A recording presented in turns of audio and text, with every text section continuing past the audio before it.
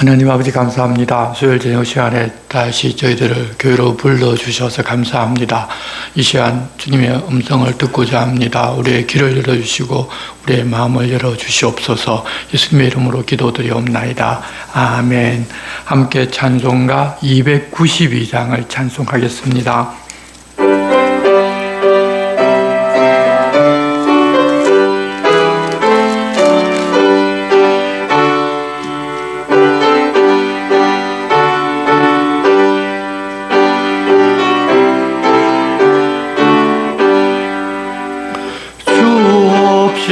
살 수 없는 죄인의 구주여, 그 귀한 보배 피로 날 구속하소서.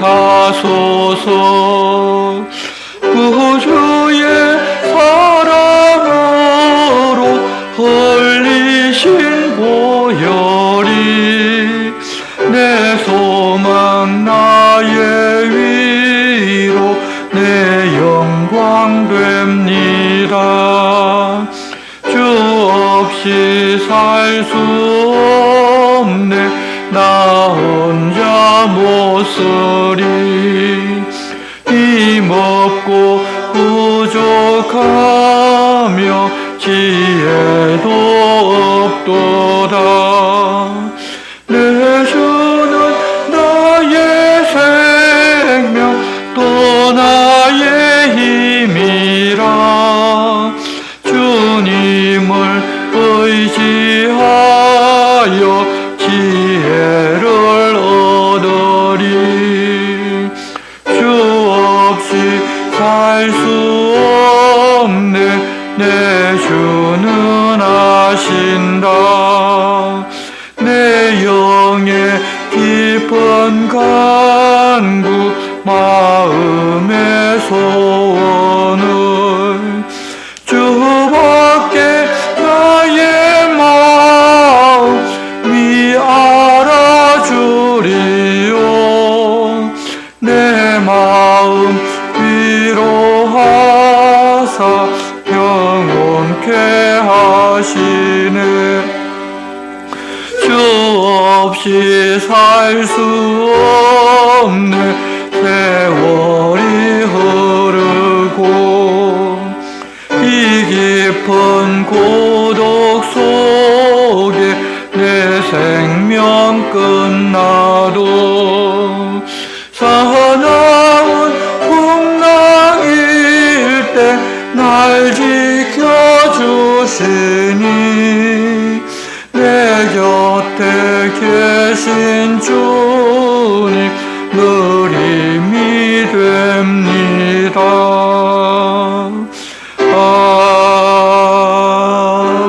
아멘. 오늘 우리에게 주시는 말씀은 구약 성경 스가랴서 11장 그리고 12장 말씀입니다. 구약 성경 1321쪽 스가랴 11장 12장 말씀입니다. 11장 1절부터 17절 말씀만 우리가 한 절씩 교독하겠습니다. 레바논아 내 문을 열고 불이 내 백향목을 사르게 하라. 너 산나무여 곡할지어다.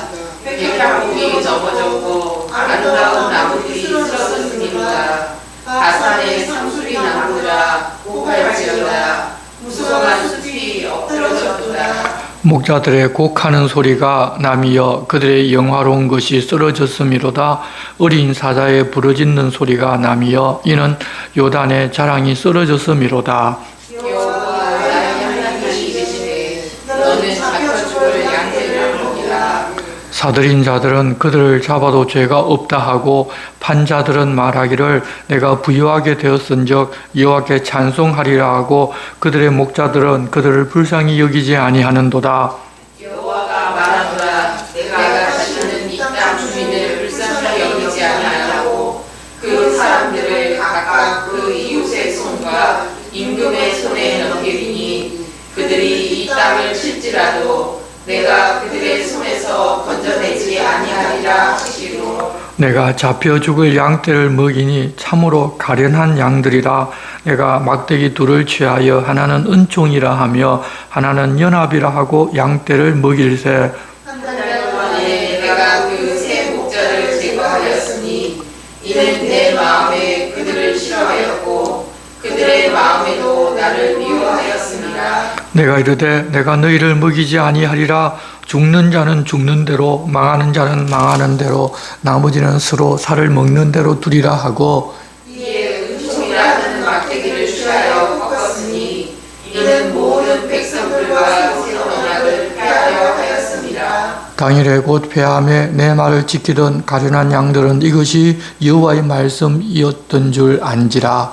내가 그들에게 이르되 너희가 좋게 여기거든 내 품삯을 내게 주고 그렇지 아니하거든 그만두라.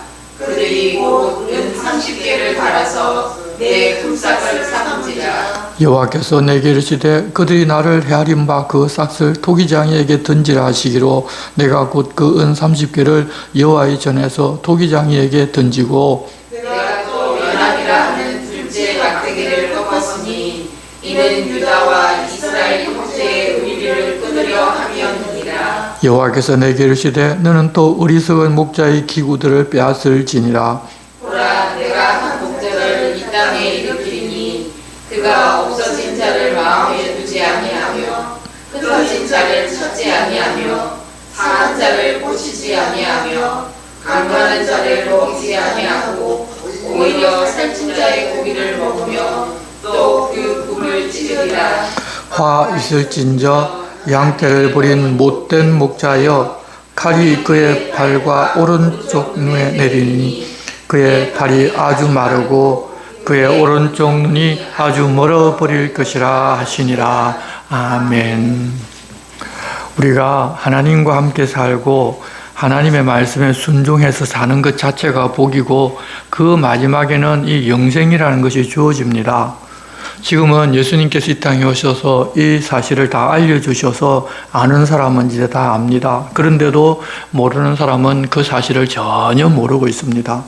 지금도 모르는 사람들이 더 많은데 교회 다니면서도 그 사실을 모르는 사람들도 있는데 예전 구약시대 이스라엘 백성들에게 그런 내용을 알려준다고 그들이 듣고 이해할 수준이 아닙니다. 그래서 하나님께서는 그들에게는 아주 초보적인 율법을 주고서 그 율법을 지키면서 하나님과 함께 살면 행복을 누린다고 그렇게 알려주셨습니다. 그렇게 이 땅에서 하나님과 함께 복을 누리다 살다 보면 결국은 영원히 하나님과 함께 사는 복도 누리는 것입니다.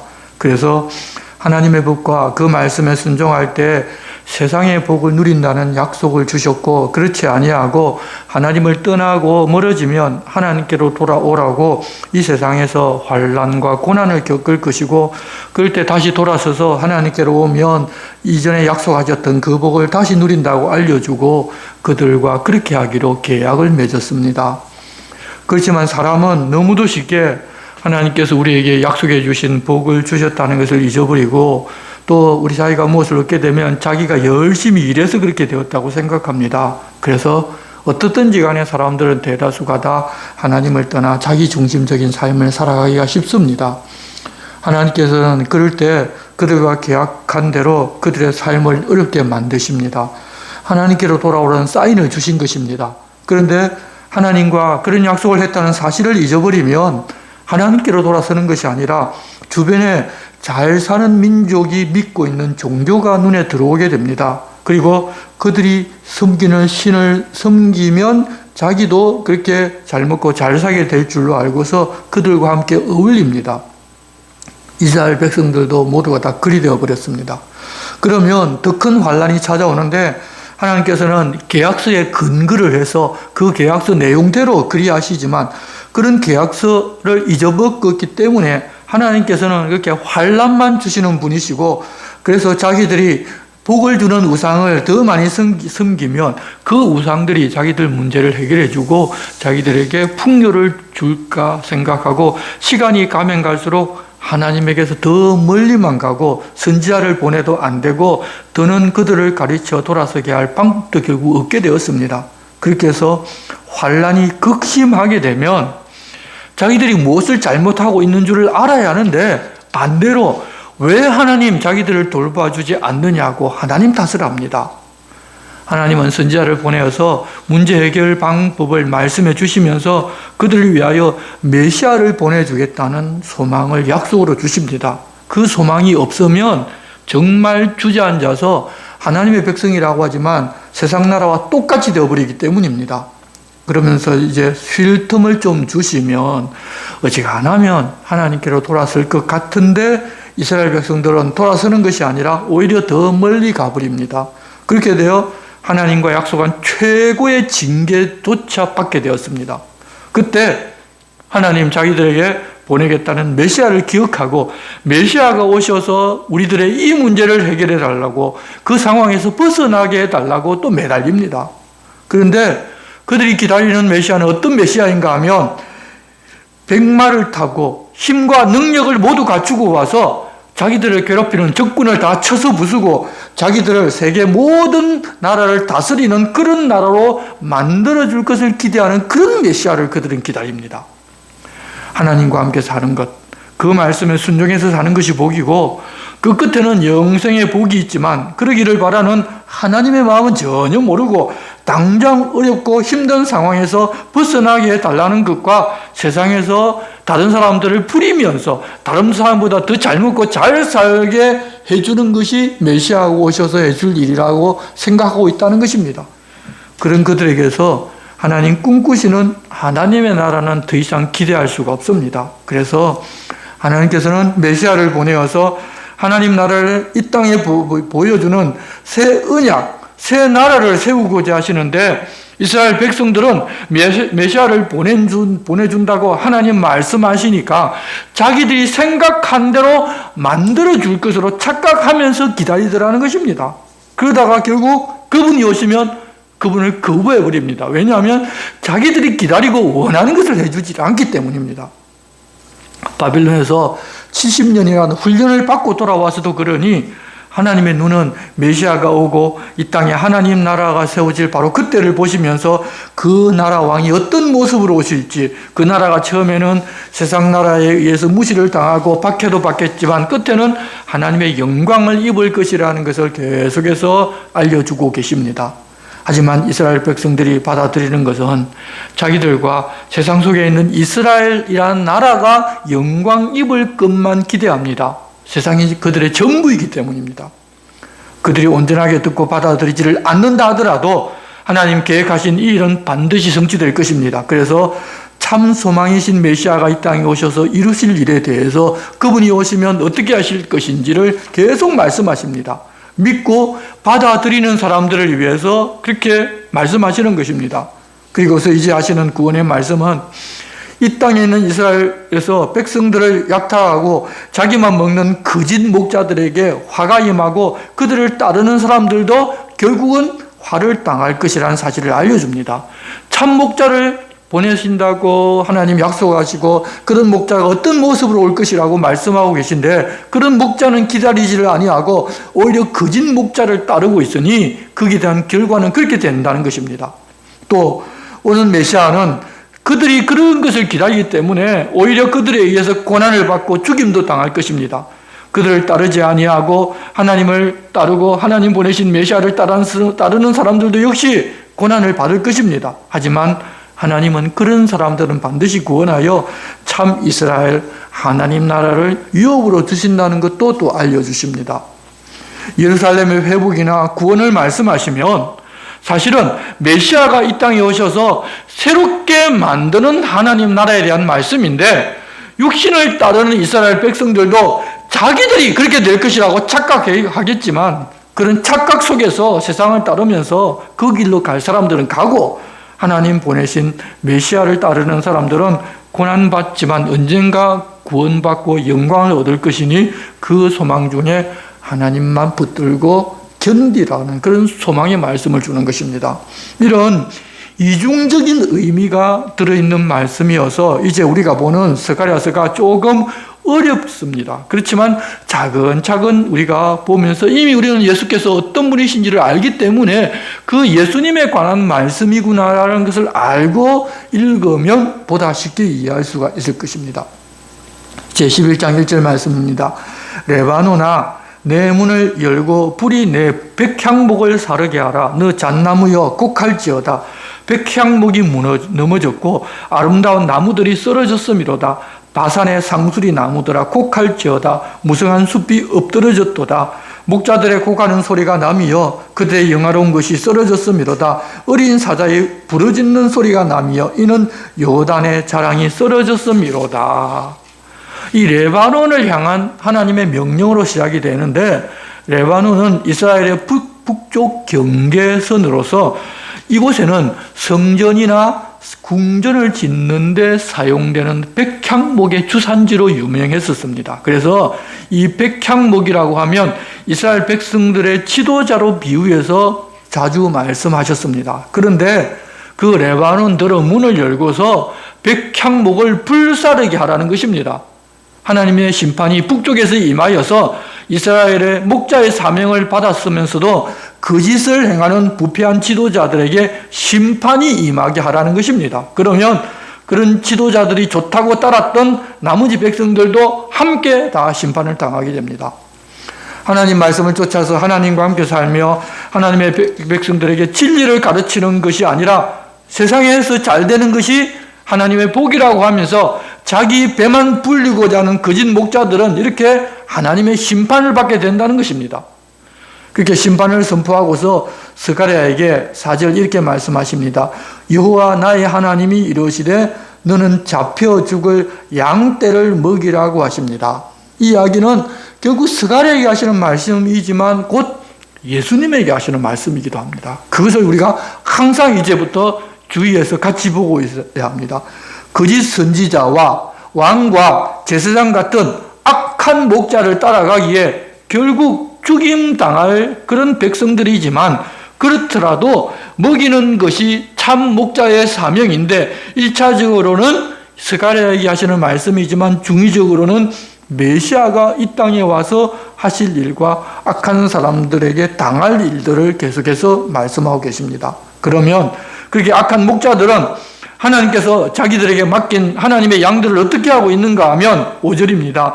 사들인 자들은 그들을 잡아도 죄가 없다 하고 판자들은 말하기를 내가 부요하게 되었은즉 여호와께 찬송하리라고 그들의 목자들은 그들을 불쌍히 여기지 아니하는도다.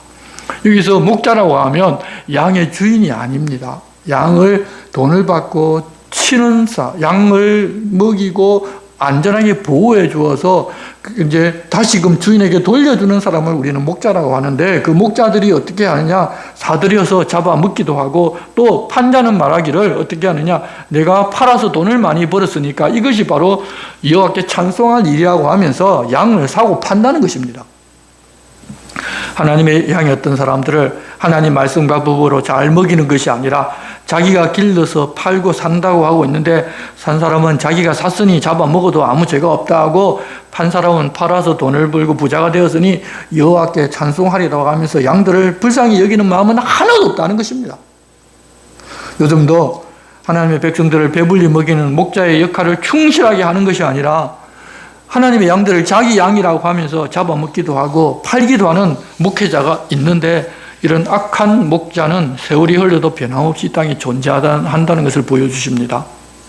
그런데 그런 악한 목자를 따르는 사람들은 하나님 살릴 하나님의 양이 아니라는 것입니다. 그런데도 참 목자는 그런 그들이라도 먹입니다. 6절입니다. 여호와가 말하노라 내가 다시는 이 땅 주민을 불쌍히 여기지 아니하고 그 사람들을 각각 그 이웃의 손과 임금의 손에 넘기리니 그들이 이 땅을 칠지라도 내가 그들의 손에서 건져내지 아니하리라 하시기로.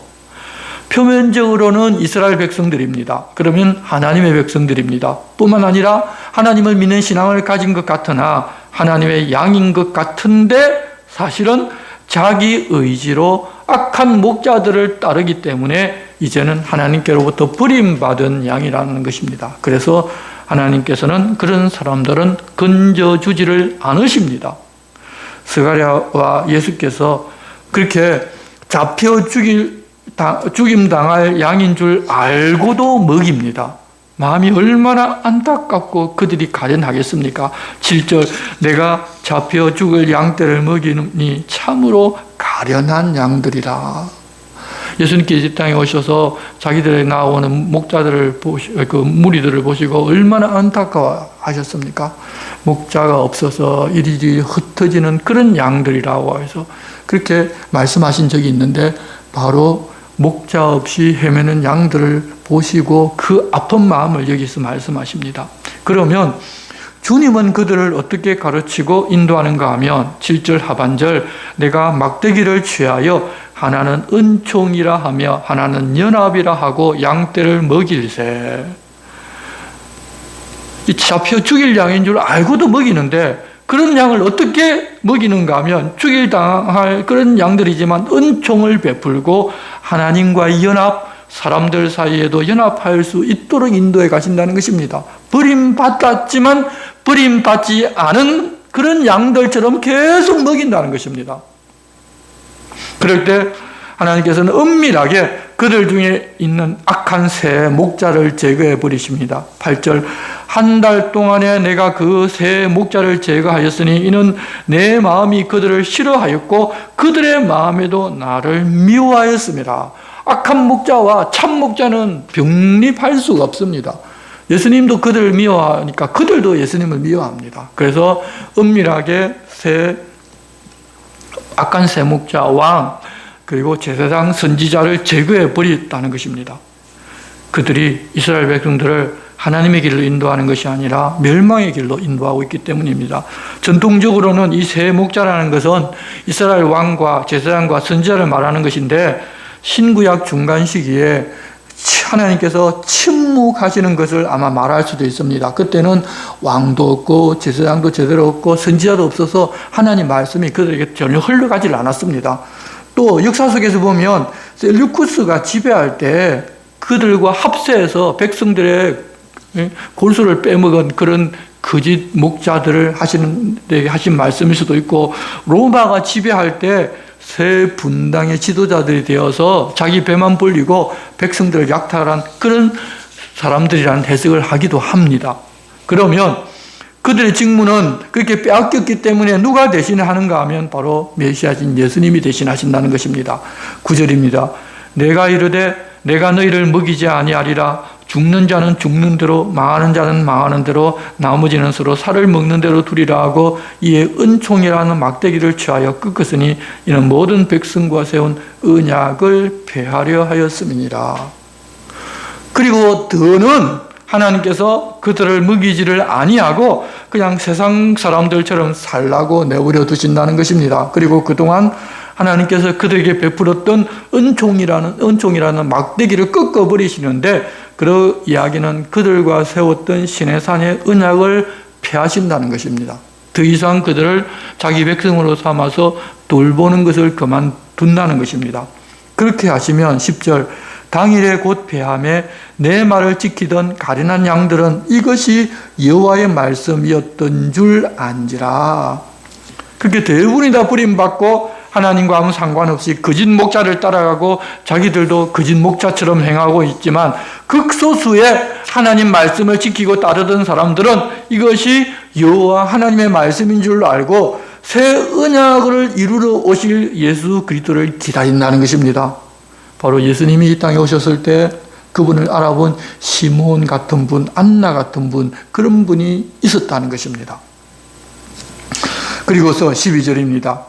내가 그들에게 이르되 너희가 좋게 여기거든 내 품삯을 내게 주고 그렇지 아니하거든 그만두라. 그들이 곧 은 30개를 달아서 내 품삯을 삼은지라.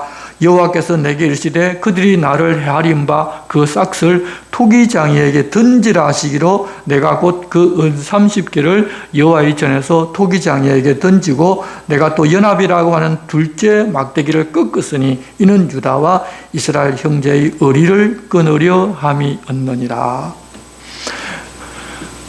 스가랴가 한 예표의 표현이겠지만 우리는 다 알고 있는 예수님에 관한 내용입니다. 참 목자이신 예수께서 나 이제 더 이상 이스라엘이라는 세상 나라와 세상에 속한 이스라엘 백성들의 목자를 하지 않겠다고 사표를 낼 테니까 내게 그동안 일한 품삯을 주든지 말든지 알아서 하라고 그렇게 이야기했다는 것입니다. 주면 주고 안 주면 안 받을 테니까 너희들 알아서 하라고 그랬더니 은 30개를 달아서 주더라는 것입니다. 은 30은 소에 바쳐서 죽은 노예 한 사람의 값인데 참 목자 메시아를 소에 바쳐 죽은 노예 한 사람 값으로 밖에 안 쳤다는 것입니다. 가룟 유다가 예수를 팔고자 악한 목자들에게 찾아가서 돈을 받는 그 모습인데 우리는 다 이 어떤 것으로 이루어졌는지 다 알고 있는 내용입니다. 그렇게 받은 은 30을 가룟 유다가 잘못했다고 후회하고 성전 금고에 넣었더니 그들은 이 돈이 더럽다고 하면서 도로 꺼내어 토기장에 밭을 사서 나그네의 묘지로 삼았습니다. 스가랴 때 이렇게 하신 말씀이 예수님 돌아가셨을 때 그렇게 함으로써 다 응하게 되었다는 것을 성경은 우리에게 알려주십니다. 아마 그때 당시에는 그것이 무슨 의미인지를 전혀 몰랐을 것입니다. 그런데 예수님에게서 그런 일이 일어나고 보니 바로 그 이야기가 이 말씀이라는 것을 깨달아가는 것입니다. 그렇게 그들의 목자의 직을 버리셨고 연합이라고 하는 둘째 막대기도 꺾어버리십니다. 이제는 유다와 이스라엘의 육신의 형제 의리조차도 끊어버리시는데 그러면 한 민족이 완전히 파괴되는 것입니다. 이후에 로마에 의해서 멸망당하고 온 세상에 흩어져 버릴 것을 알려주시는데 예수님께서 그들의 목자의 이미 직을 버리셨기 때문에 그들이 어떻게 되든지 말든지 그냥 그대로 내버려 두십니다. 그런데 15절 여호와께서 내게 이르시되 너는 또 어리석은 목자의 기구들을 빼앗을지니라. 그들과 관계를 이미 다 끊었는데도 불구하고 어리석은 목자의 기구들을 빼앗으라고 하십니다. 그것은 다시금 유대인들도 예수를 그리스도로 믿고 구원으로 들어오도록 이해하신다는 그런 의미입니다. 예수께서 제사장이고 왕이고 선지자가 되셔서 한 모습으로 그들 자기 백성들을 위해 일하실 것을 우리에게 보여주십니다. 이스라엘이 선민이어서 이스라엘 백성으로 이제 구원이 임하는 것이 아니라 예수께서 이방인들에게 복음을 전하여 하나님의 백성들을 구원해 내시면서 이스라엘 백성들도 같은 선상에서 복음을 전하고 구원받는 자들도 이제 그런 일을 통해서 있다는 것입니다. 자기를 버리고 죽이기까지 한 그들이지만 그래도 한결같은 사랑을 가졌으니 하나님은 그래도 그들을 사랑하고 복음을 전하라고 부탁하신 것입니다. 그렇지만 참 목자를 거절하고 그들이 배척해 버렸기 때문에 하나님께서는 그들을 노략질할 목자를 일으켜서 보내준다고 이야기하십니다. 16절입니다. 보라, 내가 한 목자를 이 땅에 일으키리니 그가 없어진 자를 마음에 두지 아니하며 흩어진 자를 찾지 아니하며 상한 자를 고치지 아니하며 강건한 자를 먹이지 아니하고 오히려 살찐 자의 고기를 먹으며 또 그 굽을 찢으리라. 이스라엘 왕이거나 제사장이거나 선지자이지만 그들은 와서 이스라엘 백성들을 잡아먹고 약탈하는 일을 한다는 것입니다. 그 결과로 하나님께서는 그들을 심판하실 것입니다. 17절입니다. 화 있을진저 양떼를 버린 못된 목자여 칼이 그의 팔과 오른쪽 눈에 내리리니 그의 팔이 아주 마르고 그의 오른쪽 눈이 아주 멀어버릴 것이라 하시니라. 이 말씀을 또 조용히 우리가 묵상을 해보면 어떻게 보면 적그리스도가 온 시대 유대인들이 그게 능력으로 자기들 앞에 나타난 적그리스도를 진짜 그리스도로 알고 따라가지만 결국 그들에게는 약탈당하기만 한다는 것을 말할 수도 있습니다. 예수님께서 재림하시기 전 이 땅에 극심한 혼란이 있을 것인데 그 혼란을 다 평정하면서 능력으로 자기가 메시아라고 불릴 사람이 나타날 것인데 처음에는 다들 메시아인 줄 알고 따르겠지만 결국 그를 따르는 것은 멸망으로 가는 길입니다. 예수께서 다시 오셔서 그 적그리스도를 붙잡아서 영원한 불못에 던져 넣어버리십니다. 그렇게 이제까지 두 목자를 보여주셨습니다. 우리들의 목자하지 말라면서 백성들로부터 버림받는 참목자의 모습을 보았고, 그렇게 참목자를 버렸기 때문에 백성들을 잡아먹고 약탈하는 다른 목자를 그들이 맞아들이게 된다는 것입니다. 그것처럼 세상에서 참목자를 따르는 사람들은 이 세상의 영광을 입는 것이 아니라 예수께서 가신 길을 가게 되고, 그럴지라도 끝까지 견디면 구원을 얻게 되고, 그 길을 모르고 세상 영광을 따라가다 보면 자기가 메시아를 믿었으니 구원을 얻을 것으로 생각했는데 결국은 가짜 목자의 뒤를 따라갔기에 그와 함께 멸망하는 두 길이 우리에게 있다는 것을 알려주십니다. 그렇게 우리는 영적인 눈을 열고서 늘 분별하면서 참목자인 예수님께서 어떻게 가르치셨는지를 알고 그 길만을 걸어가야 합니다. 우리는 보통 내 육신이 요구하는 것, 세상 사람들이 말하는 것을 진리라고 생각하고 예수님 걸어가신 길보다는 거짓 목자, 악한 목자가 걸어가는 길로 사실을 걸어가 쉬운 길이기 때문에 걸어가려고 하는 경우가 많이 생깁니다. 그래서 우리는 하나님 말씀을 잘 보고 분별해서 주님이 우리에게 무엇을 원하셨고 무엇을 부탁하셨는지를 알고 그 길 걸어가기를 쉬지 말아야 할 것입니다. 이제 12장은 종말론적인 현상에 대한 이야기인데, 열국이 예루살렘으로 침공할 것이지만 하나님은 택한 백성들을 보존하여 주고 또한 그들은 결국 영광을 입을 것임과, 지금은 이스라엘 백성들이 예수가 그리스도인 줄을 전혀 모르고 있지만 이후에는 개인적으로 알게 되고 개별적으로 믿고 구원받는 역사가 세상 끝날에 일어난다는 것을 알려주는 내용입니다. 언제 어떻게 이런 일이 날 것인가 그것을 보는 것이 아니라 하나님께서 자기 백성들은 반드시 지켜 보호하고 결국에는 영광을 입혀주고 유대인들도 각각 따로 하나님 주시는 은총과 강구하는 심령으로 이전에 자기 조상들이 못 봤던 예수가 메시아라는 사실을 알고 애통하며 구원 얻게 될 일이 생긴다는 것을 우리가 알고 있으면 됩니다. 지금 이 시점은 아닌 것 같습니다. 조금 더 시간이 지나야 이런 일이 있을 것 같습니다. 12장 1절입니다. 이스라엘에 관한 여호와의 경고의 말씀이라. 여호와 곧 하늘을 펴시며 땅에 틀을 세우시며 사람 안에 심령을 지으시니가 이르시되 보라 내가 예루살렘으로 그 사면 모든 민족에게 취하게 하는 잔이 되게 할 것이라. 예루살렘이 에워싸일 때 유다에까지 이르리라. 언젠가는 이 예루살렘이 주변 나라들에 의해서 우리가 예루살렘을 점령해야 하겠다고 취하게 만들어서 결국은 예루살렘을 모두가 다 에워싸게 된다는 것입니다. 그렇지만 그들이 그렇게 하고자 하면 그 일이 이루어지는가 하면 이루어지질 않습니다. 3절입니다. 그날에는 내가 예루살렘을 모든 민족에게 무거운 돌이 되게 하리니 그것을 드는 모든 자는 크게 상할 것이라. 천하 만국이 그것을 치려고 모이리라.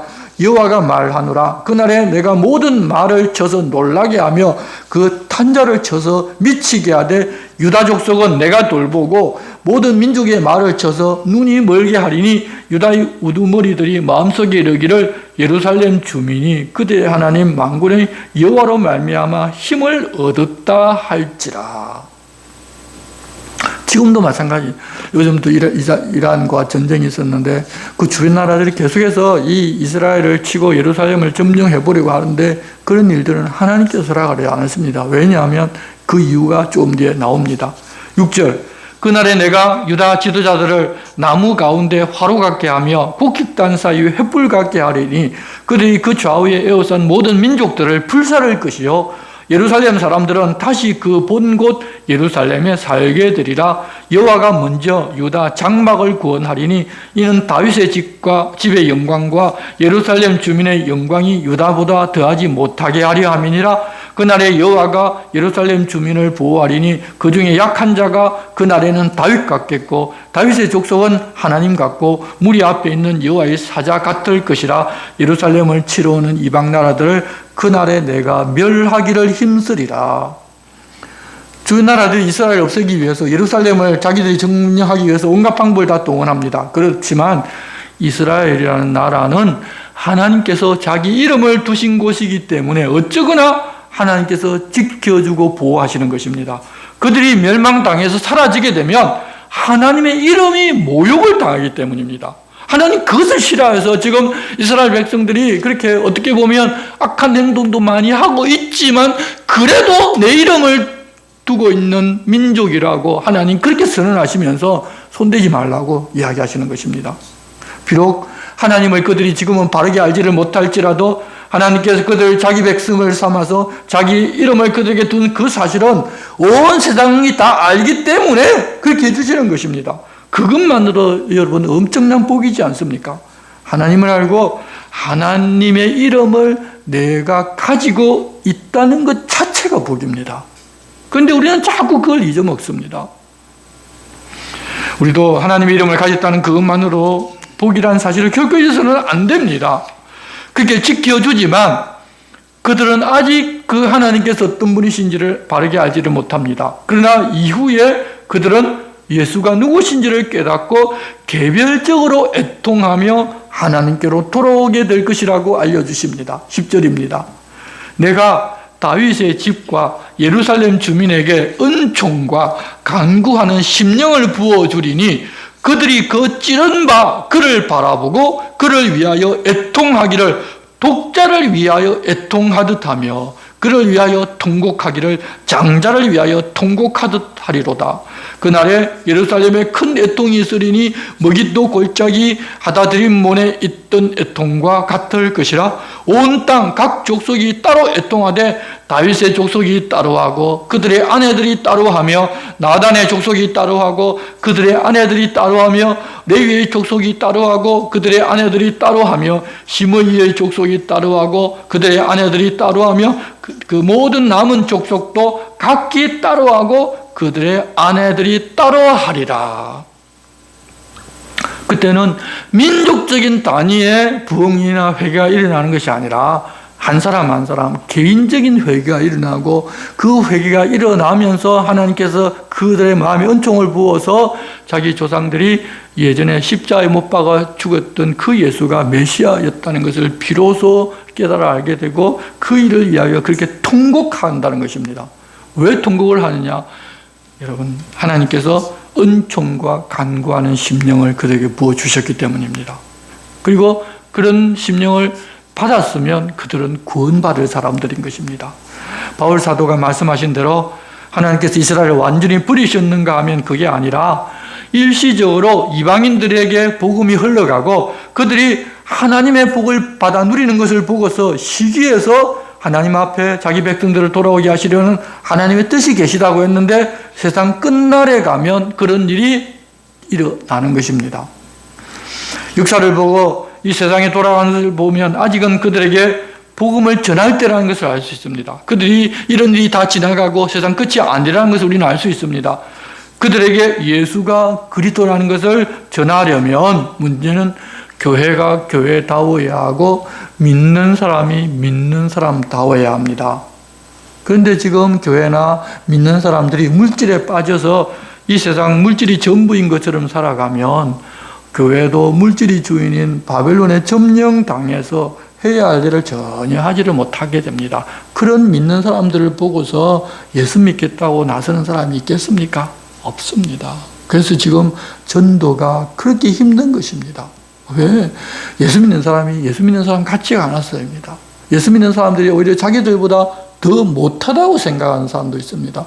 윤리, 도덕, 예수 믿는다고 여러분 다른 사람들이 우려를 볼 만한 그런 고차원적인 윤리를 가지고 있고 그런 도덕적인 삶을 살고 있는가 하면 그게 아니지 않습니까?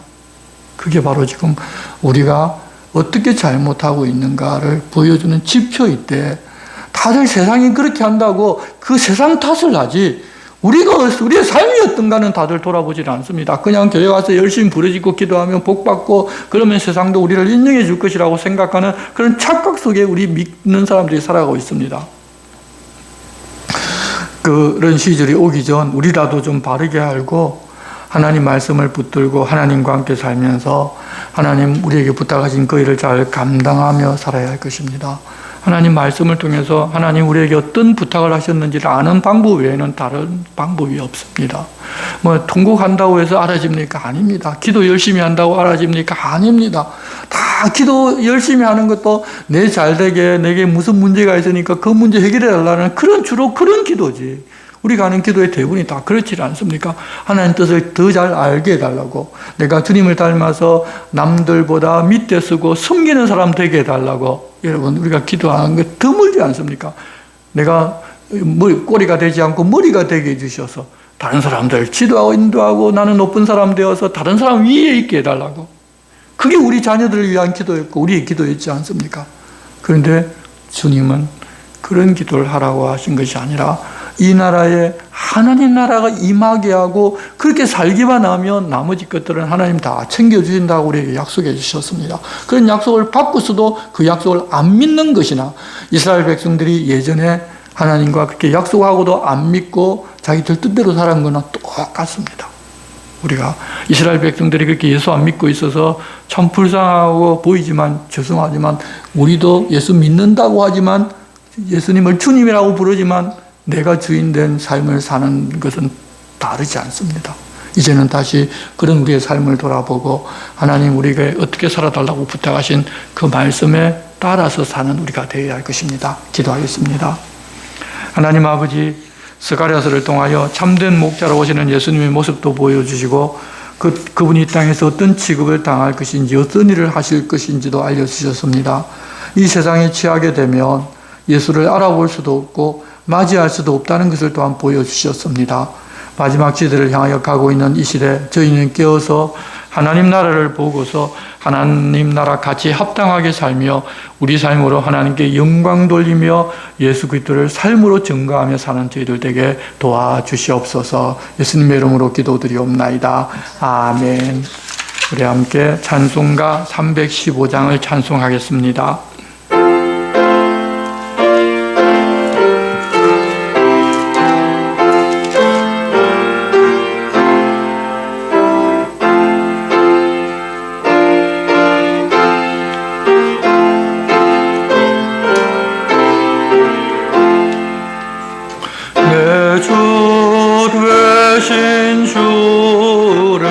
참 사랑하고 곧 그에게 죄를 다 고합니다. 그 은혜를 주신 내 예수시니 이전보다 더욱 사랑합니다.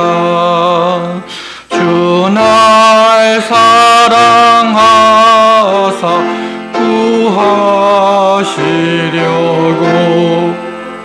저 십자가 고난 당하셨도다. 그가 시관 서신 내 주 배우니 이전보다 더욱 사랑합니다. 내 평생에 힘쓸 그 큰 의무는 주 예수의 도를 늘 기림이라. 숨질 때에까지 내 할 말씀은 이전보다 더욱 사랑합니다.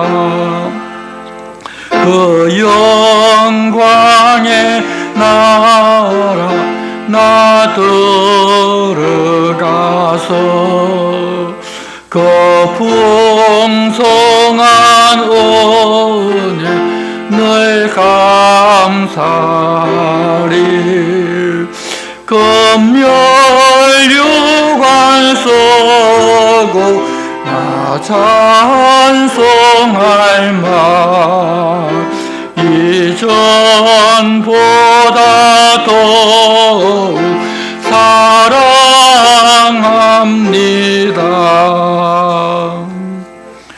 주님 가르치신 기도를 드리겠습니다. 하늘에 계신 우리 아버지, 아버지의 이름을 거룩하게 하시며 아버지의 나라가 오게 하시며 아버지의 뜻이 하늘에서와 같이 땅에서도 이루어지게 하소서. 오늘 우리에게 일용할 양식을 주시고 우리가 우리에게 잘못한 사람을 용서하여 준 것 같이 우리 죄를 용서하여 주시고 우리를 시험에 빠지지 않게 하시고 악에서 구하소서. 나라와 권능과 영광이 영원히 아버지의 것입니다. 아멘.